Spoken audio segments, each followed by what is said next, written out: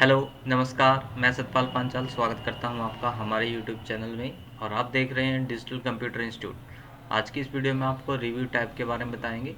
ये power point की series चली हुई है। लास्ट वीडियो में हमने पावर पॉइंट का file tab, home, insert, design, transition, animation, slide के बारे में बता दिया है। यदि आपने इन्हीं किसी भी टैब से संबंधित कोई जानकारी लेनी है तो डिस्क्रिप्शन में सभी टैब का लिंक मिल जाएगा, वहाँ से जाके आप वीडियो फाइंड कर सकते हो, देख सकते हो। तो इस वीडियो में हम बात करेंगे रिव्यू टैब के बारे में। चलो वीडियो स्टार्ट करते हैं।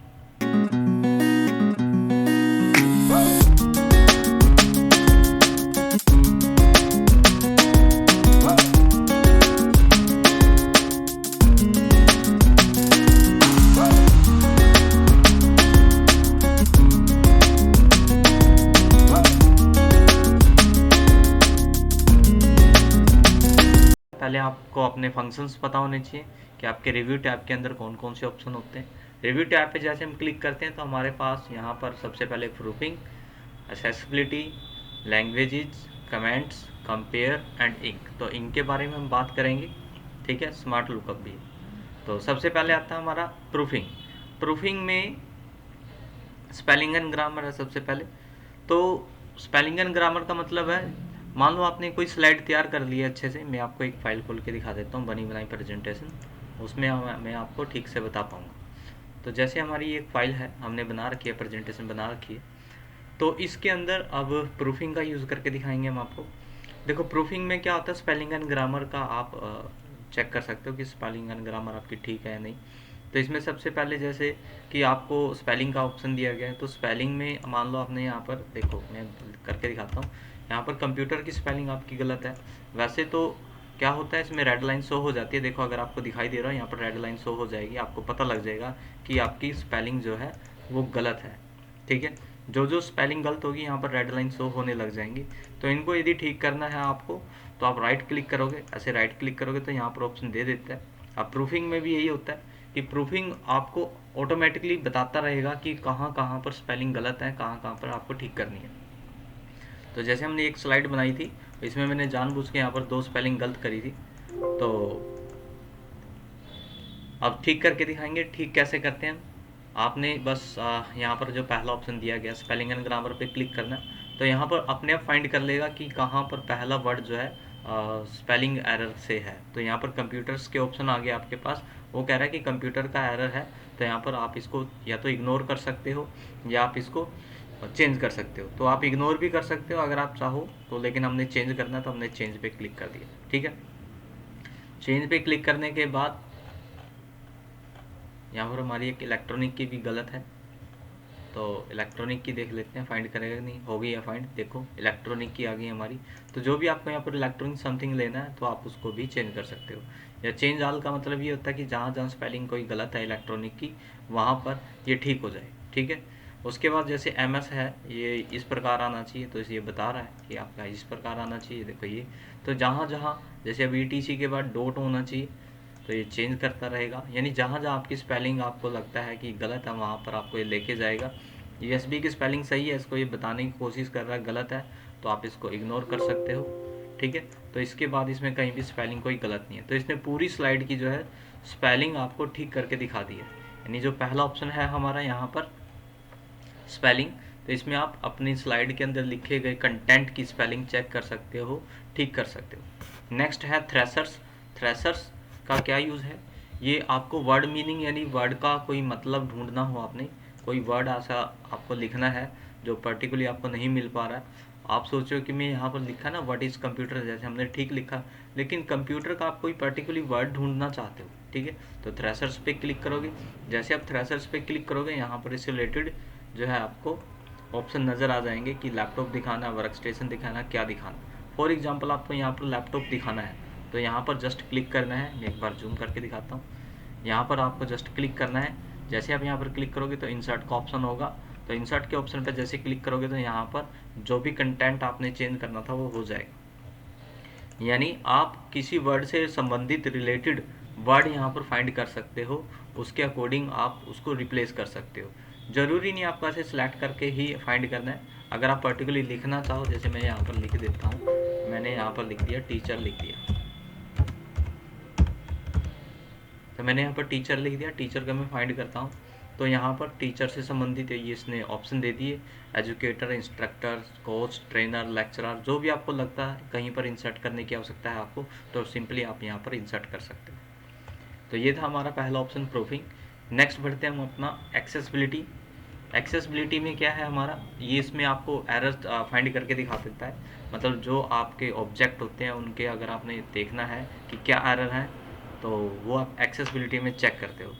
कैसे चेक करते हैं, इसके लिए आपको एक नई विंडो लेनी पड़ेगी, इसमें नहीं आपको ठीक से समझा पाऊँगा मैं न्यू पे बता देता हूँ।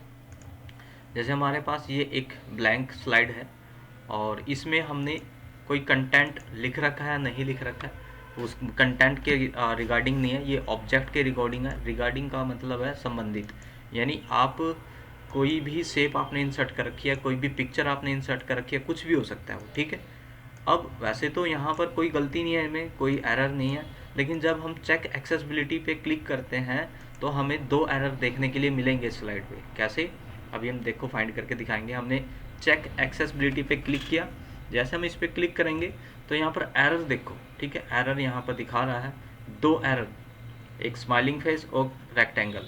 देखो ये क्या एरर होते हैं, ये बता रहा है भाई आपने इनको कोई ना तो हेडिंग दी है, ना आपने इनको कोई डिस्क्रिप्शन दी है। तो यहाँ पर आपने क्लिक करना है, मैं एक बार जूम करके दिखा देता हूँ। इस एरर को दूर करने के लिए आपने कुछ नहीं करना है, यहाँ पर क्लिक करना है। तो यहाँ पर मार्क या तो आप ऐड डिस्क्रिप्शन पे क्लिक करके आप डिस्क्रिप्शन ऐड कर सकते हो, या आप मार्क एज डेकोरेटिव पे भी क्लिक कर सकते हो। तो हम मार्क एज डेकोरेटिव पे हम क्लिक कर देते हैं तो वो एरर हट जाएगा। देखो यहाँ से एक एरर हट गया। दोबारा क्लिक करते हैं रेक्टेंगल पे, तो मार्क एज डेकोरेटिव पे हमने क्लिक कर दिया तो यहाँ से दोनों एरर हट गए, ठीक है। मिसिंग यहाँ पर ये क्या है, अभी हमने क्या किया था, ये कोई एरर नहीं है, हमने स्लाइड को ब्लैंक में कन्वर्ट किया तो उस वजह से 2 एरर आ रहे हैं, ठीक है। ये कोई एरर नहीं है।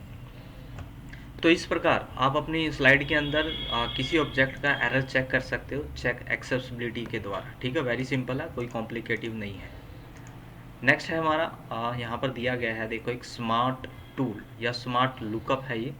ये स्मार्ट क्यों है, क्योंकि इसके लिए इंटरनेट की रिक्वायरमेंट होगी, और ये कोई टेक्स्ट है, कोई भी वर्ड है, उसको फाइंड करता है। जैसे आपने इलेक्ट्रॉनिक को सेलेक्ट किया यहाँ पर और स्मार्ट लुकअप पे क्लिक कर दिया, ठीक है।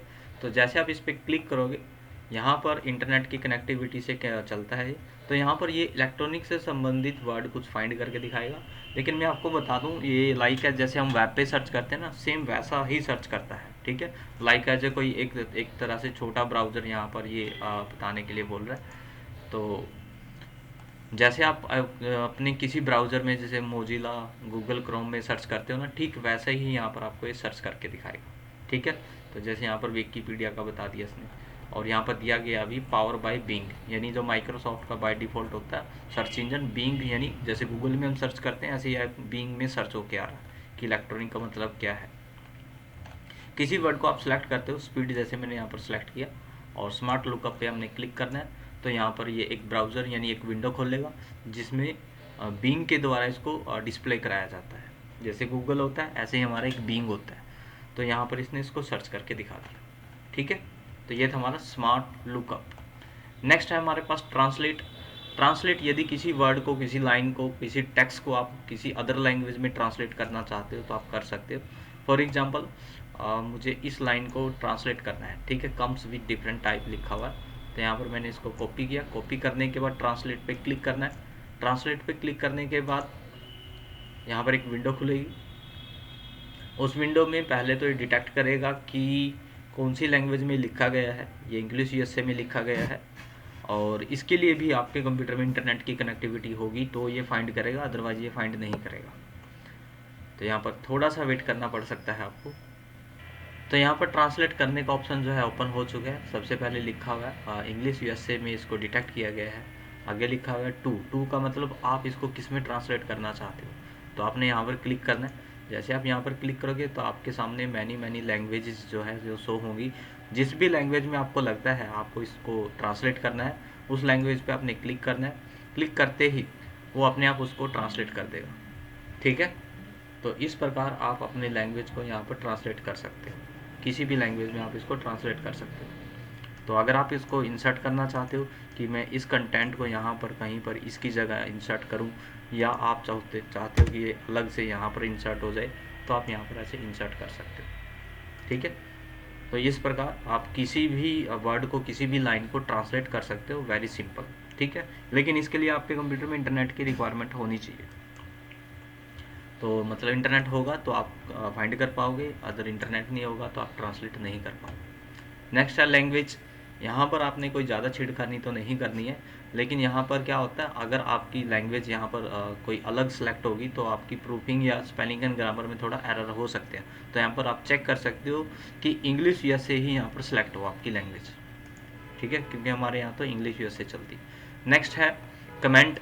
यदि आप किसी वर्ड को, किसी टेक्स्ट को कमेंट देना चाहते हो तो आप ऐसे सेलेक्ट करोगे और यहाँ पर कमेंट पे क्लिक करोगे तो यहाँ पर एक छोटा सा बैलून आएगा। तो यहाँ पर आप जो भी कमेंट आपने देना है आप दे सकते हो। ठीक है, आपने जो कमेंट देना है, तो हमारा एक कमेंट हो गया ये। ठीक है, दूसरा कमेंट मान लो हमने यहाँ पर साइज़ को दे दिया, कमेंट पे क्लिक करो।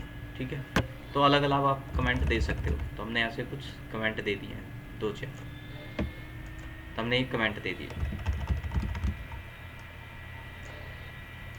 तो कमेंट देने के बाद यदि आप इस कमेंट बैलून को हाइड कराना चाहते हो, यहाँ पे क्लिक कर दो, वो चले जाएंगे। ठीक है, अगर आप शो कराना चाहते हो तो ऐसे क्लिक करेंगे कमेंट पे, तो यहाँ से वो शो हो जाएंगे। यहाँ पर शो कमेंट लिखा हुआ, आप इस पर क्लिक करोगे आ जाएंगे, वापस क्लिक करोगे चले जाएंगे। अब यहाँ से क्या है, नेक्स्ट एंड प्रीवियस का मतलब ये है, मान लो आप इस वाले कमेंट पे हो, आप नेक्स्ट कमेंट पे जाना चाहते हो, तो नेक्स्ट पे क्लिक करोगे तो आप देखो यहाँ पर आ गई, और आप देखो यहाँ, अब यहाँ। ठीक है, तो आप यहाँ से भी देख सकते हो। मैं प्रीवियस कर रहा हूँ तो ऐसे आप पिछले पे जा रहे हो, और नेक्स्ट कर रहे हैं तो आप अगले पे जा रहे हो। यदि आपने कमेंट डिलीट करना है तो आप 2 तरीके से कर सकते हो, या तो यहाँ पर डिलीट पे क्लिक करके डिलीट कर सकते हो, या आप यहाँ से भी डिलीट कर सकते हो। ठीक है, ये देखो मैंने यहाँ से डिलीट कर दिए तो 2 कमेंट हट गए हैं।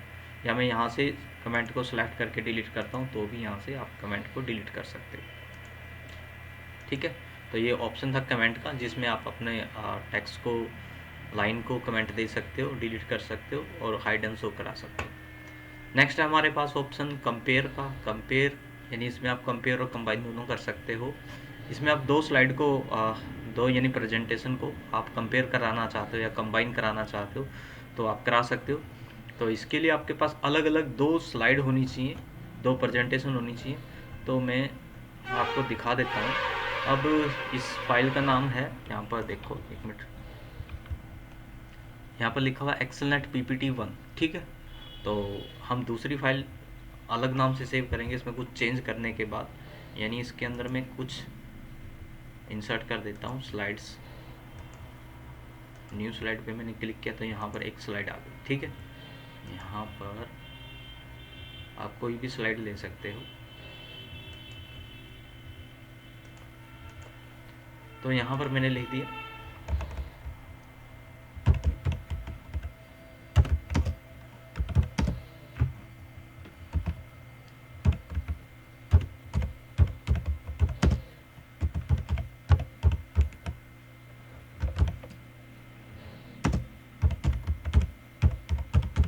तो ये लाइन लिख दी मैंने यहाँ पर। ठीक है, और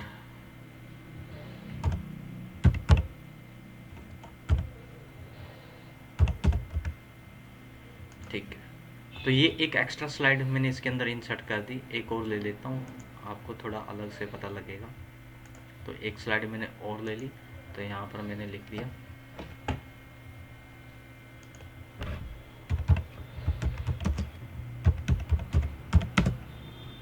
PowerPoint 2019।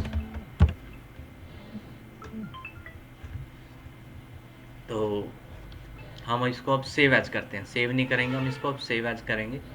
और इसके अंदर मैंने देखो अलग से क्या लिया है, यहाँ पर मैंने लिया है एक अलग स्लाइड ये ली है और एक अलग स्लाइड ये ली है। ठीक है, तो मैं अब आप इसको दूसरी फाइल में, यानी ये PowerPoint 1, 1 मिनट में इसको अलग से नाम से सेव एज कर देता हूँ डेस्कटॉप पे, और मैं डेमो के नाम से, डेमो PPT के नाम से मैंने इसको सेव कर दिया। यानी जो मैंने अभी डाटा चेंज किया है वो डेमो पीपीटी नाम की फ़ाइल के अंदर है, ठीक है, यानी जो पहली वाली फ़ाइल के अंदर ये डाटा नहीं है। तो हम यहाँ पर क्लोज करते हैं इस वाली फ़ाइल को और यहाँ पर ओपन करते हैं अपनी पीपीटी वाली 1 वाली फ़ाइल को। तो पीपीटी 1 वाली फ़ाइल को हमने ओपन किया यहाँ पर, ठीक है, तो हमारे सामने वो वाली फ़ाइल खुल गई। तो इसके अंदर देखो कि वही लास्ट का डाटा जो है वो शो हो रहा है, ठीक है, जो हमारी फ़ाइल में ओरिजिनल था। अब यहाँ पर हम कंपेयर में आएंगे तो देखना क्या होगा। तो रिव्यू के अंदर, रिव्यू में कंपेयर में देखो, यहाँ पर मैं बता दूँ कंपेयर और कंबाइन एक ही चीज़ होता है। अगर आप थोड़ा सा कंफ्यूज हो रहे हो तो यहाँ पर जैसे आप माउस लेके जाओगे तो यहाँ पर लिखा भी आता है, देखो यहाँ पर अगर आप देख पा रहे हो, compare and combine another presentation with current presentation. मतलब यदि इसके अंदर इसके अंदर आप अदर जो कोई दूसरी प्रेजेंटेशन है उसको कंबाइन और कंपेयर कर सकते हो। तो पीपीटी 1 के अंदर हम क्या करेंगे, अभी कंबाइन करेंगे डेमो वाली फाइल, ठीक है। तो इसको हमने क्लिक किया और मर्ज, यहाँ पर एक ऑप्शन आएगा तो मर्ज पे आपने क्लिक कर देना है, ठीक है। तो यहाँ पर थोड़ा सा वेट करना पड़ेगा आपको। तो यहाँ पर हमारी जो फाइलें वो कंपेयर हो चुकी हैं, यानी कंबाइन हो चुकी हैं एक तरह से, ठीक है। तो यहाँ पर अगर आप देख पा रहे हो कि यहाँ पर दूसरे नंबर स्लाइड पे यहाँ पर एक ऑप्शन आ गया है कि यहाँ पर जो है आपने कुछ कंबाइन या इंसर्ट करना है तो आप करा सकते हो, ठीक है। तो यहाँ पर मैंने इस पर क्लिक कर दिया तो ये डिजिटल कंप्यूटर यहाँ पर इंसर्ट हो गया। एक यहाँ पर एक ऑप्शन और है, मैं आपको जूम करके दिखाता हूँ, ऐसे आपको समझ नहीं आएगा। देखो यहाँ पर ये ऑप्शन है, ठीक है। तो मैं जैसे इस पर क्लिक करूँगा तो एक इंसर्टेड पावर पॉइंट के नाम से एक ऑप्शन आ रहा है। जैसे मैं इस पर क्लिक कर रहा हूँ तो यहाँ पर एक स्लाइड और अनदर इंसर्ट हो जाएगी, ठीक है। मैं इसको थोड़ा डिटेल में बताता हूँ। यानी जो आपकी फ़ाइल थी पीपीटी 1 के नाम से, वो ओरिजिनल फाइल थी और अनदर फाइल को आप इसमें कंबाइन कराना चाहते हो। देखो हमने ये लिखा था तो ये कंबाइन हो चुका है, ठीक है। तो यहाँ पर मैंने पावर पॉइंट लिखा था तो ये इसके अंदर ऑटोमेटिकली कंबाइन हो गया है, ठीक है, कंबाइन हो चुका है। तो यहाँ पर फाइल का नाम देख लो, पीपीटी 1 है और जिसमें हमने डेमो वाली फाइल को इंसर्ट करके दिखाया है, कंबाइन करके दिखाया। और हाँ, यदि आप इसको एक्सेप्ट कराना चाहते हो, मतलब जो भी आपने यहाँ पर कंबाइन किया है, आप चाहते हो कि जो भी मैं यहाँ पर अभी कंबाइन हुआ है वो परमानेंटली इसके अंदर आ जाए, तो यहाँ से आप एक्सेप्ट कर सकते हो। यदि आप चाहते हो कि नहीं वो डिलीट हो जाए, हम नहीं चाहते कि पीपीटी 1 के अंदर डेमो वाली फाइल का डाटा आए, ठीक है, तो आप क्या करोगे, यहाँ से रिजेक्ट कर सकते हो, ठीक है। पहले तो आप यहाँ से नेक्स्ट प्रीव्यू पे ये बताता है कि कहाँ कहाँ चेंज किए गए हैं, ठीक है, वो बताता है कि यहाँ चेंज है, यहाँ चेंज है और यहाँ चेंज है। देखो यहाँ पर, ठीक है, आप देख सकते हो प्रीवियस जाके और आगे जाके ये बताता है कि कहाँ कहाँ जो है चेंज हुआ है, जो अनदर स्लाइड से इसके अंदर स्लाइड आई है और दूसरी फाइल से इसके अंदर जो है स्लाइड इंसर्ट की गई है। अब हम चाहते हैं कि नहीं, जो भी स्लाइड इंसर्ट हुई है वो रिजेक्ट हो जाए, हमने उसको एक्सेप्ट नहीं करना है, ठीक है। तो आप क्या करोगे, यहाँ पर रिजेक्ट पे क्लिक करोगे, बस उस पर क्लिक होना चाहिए। क्लिक का मतलब जैसे यहाँ पे क्लिक है, सॉरी, तो यहाँ पर रिजेक्ट, अगर आप 1 बाय 1 करना चाहते हो तो 1 बाय 1 क्लिक करके रिजेक्ट कर सकते हो। अगर आप चाहते हो नहीं एक साथ सारे रिजेक्ट होते, जैसे मैंने इस पर 2 पे क्लिक किया तो रिजेक्ट पे क्लिक करूँगा तो ये रिजेक्ट होगी, देखो यहाँ से चली गई। यहाँ पे अगर आप रिजेक्ट ऑल करोगे यहाँ पर कि हमें कुछ नहीं चाहिए, ठीक है, reject to the all presentation या दिस स्लाइड, तो ऐसे आप क्लिक करो तो जो भी इंसर्टेड था, ठीक है, यानी इंसर्टेड का मतलब जो दूसरी फाइल से आया था वो डाटा डिलीट हो चुका है, ठीक है। देखो यहाँ पर फाइल 1 है, स्लाइड 1 है, ये 2 है, ठीक है। जो डिलीट हुआ है वो आपका डिलीट हो चुका है यहाँ पर, ठीक है। तो इस प्रकार आप कंबाइन कर सकते हो, इंसर्ट कर सकते हो। यदि आपको लगता है उसको एक्सेप्ट करना है तो यहाँ से आप एक्सेप्ट कर सकते हो, यदि आपको लगता है रिजेक्ट करना है तो आप रिजेक्ट कर सकते हो। यहाँ से आगे पीछे जाके देख सकते हो। ये एक रिव्यू पैनल होता है, मतलब ये जो पैनल होता है, ठीक है, अगर इसको ऑन ऑफ करना तो यहाँ से आप कर सकते हो, ठीक है। एंड रिव्यू का मतलब कुछ नहीं होता, आपने भाई जो भी रिव्यू करने के बाद आपको लगा सब कुछ ओके है तो आप एंड रिव्यू पे क्लिक कर दो, ठीक है। अब इसके बाद सारे ऑप्शन क्लोज हो जाएंगे। नेक्स्ट ऑप्शन है हमारे पास इंक, ठीक है। और इंक ऑप्शन के अंदर 2 ऑप्शन है, एक तो आपका इंक का है, एक अलग से एक पेन टैब एक्टिव हो जाती है जब हम इंक ऑप्शन का यूज़ करते हैं, तो इंक ऑप्शन में सबसे पहला ऑप्शन है स्टार्टिंग इंक और दूसरा ऑप्शन है हाइड इंक। ठीक है, स्टार्टिंग इंक का मतलब है देखो जैसे हम इस पर क्लिक कर रहे हैं तो यहाँ पर क्लिक करते एक पेन टैब ओपन हो जा रही है। ठीक है, तो यानी आप यहाँ पर पेन का यूज़ कर सकते हो, हाइलाइटर का यूज़ कर सकते हो। जैसे आपने इसको कुछ राउंड करना है, दिखाना है, आप पेन यूज़ कर सकते हैं। यहाँ से देखो अलग अलग कलर हैं, आप इसका अलग अलग कलर यूज़ कर सकते हो। हाइलाइटर है यहाँ पर, हाइलाइटर मतलब थोड़ा पेन से मोटा चलता है। ठीक है, और यहाँ से कलर आप अलग अलग ले सकते हो। सॉरी, यहाँ से ग्रीन कलर, और इसमें और भी हैं। ठीक है, थोड़ा और लेना हो तो ले सकते हो। तो ये हाइलाइटर था। अब आपने इसको डिलीट करना है तो आप यहाँ पर इरेजर दी गई है, तो आपने बस जस्ट इस पर क्लिक करना है तो वो ऑप्शन जो है आपका डिलीट हो जाएंगे, यानी पेन या हाइलाइटर जो भी आपने यूज़ किया होगा वो हट जाएगा। ठीक है, और उसके बाद लास्ट आउट है। लास्ट आउट ये एक सिलेक्शन है सिंपल, अगर आप टेढ़ी मेढ़ी कोई सिलेक्शन देना चाहते हो तो सिलेक्शन आ जाए। सेलेक्ट ऑब्जेक्ट का मतलब ये है यदि आपने इसके अंदर कोई ऑब्जेक्ट इंसर्ट कर रखे हैं, ऑब्जेक्ट का मतलब पिक्चर, ठीक है, कोई शेप, यदि आपने ये इंसर्ट कर रखे हैं, यदि आपने इसको सिलेक्ट करना, वैसे तो ये सिंपली सिलेक्ट हो रहा है, ऐसा तो कोई स्पेशल ऑप्शन नहीं है कि आप यहीं से सिलेक्ट करोगे। तो सिलेक्ट ऑब्जेक्ट पे जैसे आप क्लिक करोगे तो आपका कोई अब बैकग्राउंड का ऑप्शन नहीं सिलेक्ट होगा, सिर्फ ये सिलेक्ट होगा। यदि आप इसको कंप्यूटर को सिलेक्ट करना चाह रहे हो, ये देखो नहीं होगा।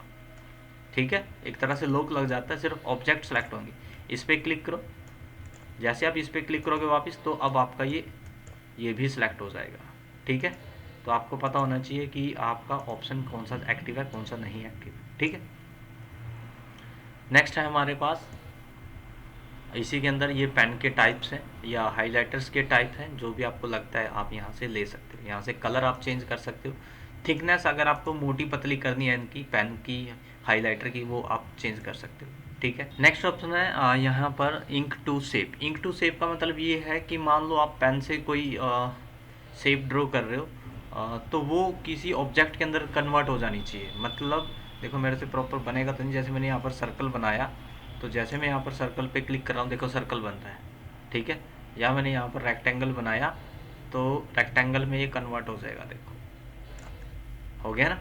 अगर आपने इस पर नहीं क्लिक, जैसे मैंने इसको ऑफ कर दिया, इंक टू शेप को ऑफ कर दिया, अगर मैं अब सर्कल बनाऊंगा तब सर्कल नहीं बनेगा।